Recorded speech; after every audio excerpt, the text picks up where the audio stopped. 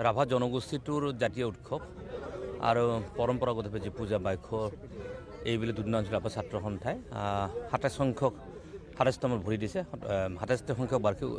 বাইশ উৎসৱ উদযাপনটো এই মাহৰ আৰু জুন মাহৰ বিশেষকৈ ৩০-৩১ মে আৰু ১ জুন ৩ দিন বৰ্ণাঢ্য কাৰ্যসূচী উদযাপন কৰিব আৰু প্ৰথম দিনা যি জল দেৱতা আহ্বান কৰি আৰম্ভ কৰি গোটেই পূজা পাতলৰ পৰা আৰম্ভ কৰি নৃত্য গীত সমস্ত সাংস্কৃতিক যি প্ৰতিযোগিতা লগত সংগতি ৰাখি গোটেই পূজাটো সুন্দৰভাৱে উদযাপন কৰিবৰ কাৰণে সিদ্ধান্ত গ্ৰহণ কৰা হৈছে গতিকে ২৭ সংখ্যক বাইশ উদযাপন সমিতিৰ তৰফৰ পৰা সমূহ দুগ্ধবাসী ৰাইজক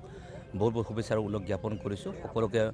অংশগ্ৰহণ কৰিবৰ কাৰণে মই অনুৰোধ জনাইছোঁ আৰু এটা সুন্দৰ পৰিৱেশৰ মাজত বিভিন্ন জাতি জনগোষ্ঠীসমূহৰ একতাৰ দোলেৰে আমি আগবাঢ়ি যাবৰ কাৰণে বাইশ দেৱীক খুকচী দেৱীক আৰাধনা কৰিবৰ কাৰণে এই পূজা অৰ্চনা আৰম্ভণি হ'ব তাৰ লগে লগে জাতীয় উৎসৱটো উদযাপিত হ'ব গতিকে তাৰ কাৰণে আজিৰ এই মঞ্চৰ পৰা আজি লাইখুঁটা স্থাপন হ'ল এটা পবিত্ৰ দিন আৰু এই সুন্দৰ এই পবিত্ৰ মুহূৰ্তৰ পৰা সকলোকে মই আহ্বান জনাইছোঁ আহক সকলোৱে মিলি এই ২৭ সংখ্যক যি বাইশ উদযাপন যি পূজা হ'ব তাত অংশগ্ৰহণেৰে এই অঞ্চলবাসীৰ শান্তি আমি কামনা কৰিছোঁ অঞ্চলটো সুখে শান্তিৰে থাকক স্বাস্থ্যৱান হৈ থাকক আৰু জাতি জনগোষ্ঠীসমূহৰ মাজত এটা সমন্বয়ৰ যি